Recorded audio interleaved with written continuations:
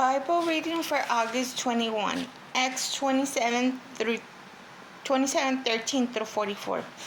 The storm.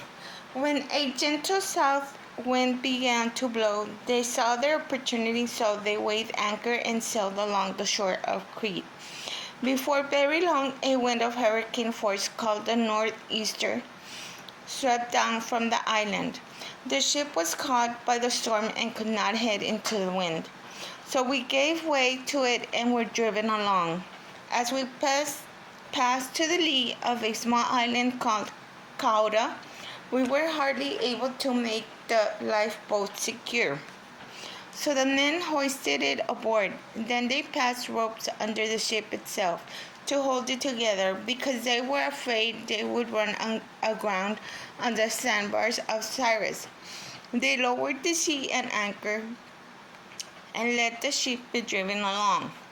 We took such a biting battering from the storm that the next day they began to throw the cargo overboard. On the third day they threw the ship's tackle overboard with their own hands. When neither sun nor stars appeared for many days and the storm continued raging, we finally gave up all hope of being saved. After they had gone a long time without food, Paul stood up before them and said, "Men, you should have taken my advice not to sail from Crete. Then you would have spared yourselves this damage and loss. But now I urge you to keep up your courage, because not one of you will be lost. Only the ship will be destroyed." Last night an angel of the God to whom I belong and whom I serve stood beside me and said, "Do not be afraid, Paul. You must stand trial before Caesar, and God has graciously given you the lives of who sail with you. So keep your courage, men, for I have faith in God that it will happen just as he told me. Nevertheless, we must run aground in some island." The shipwreck. On the 14th night, we were still being driven across the Adriatic Sea when about midnight the sailors sensed they were approaching land. They took soundings and found that the water was 120 feet deep. A short time later, they took soundings again and found it was 90 feet deep. Fearing that we would be dashed against the rocks, they dropped 4 anchors from the stem and prayed for daylight.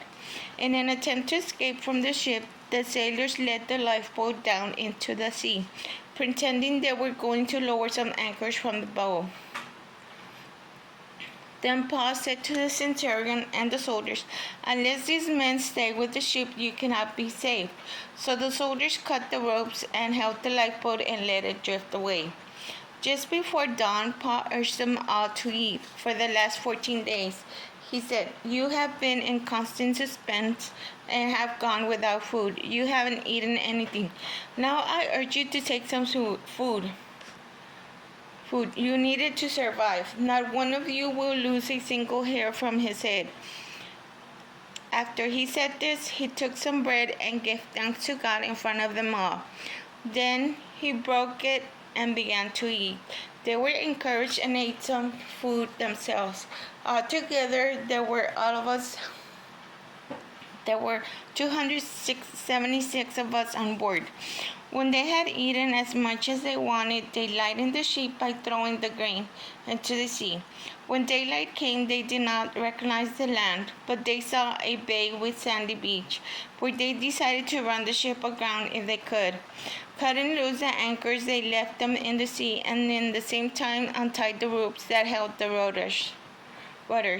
And they hoisted the foresail to the wind and made for the beach. But the ship struck a sandbar and ran aground. The boat stuck fast and would not move, and the stem was broken to pieces by pounding of the surf. The soldiers planned to kill the prisoners to prevent any of them from swimming away and escaping. But the centurion wanted to spare Paul's life and kept them from carrying out their plan.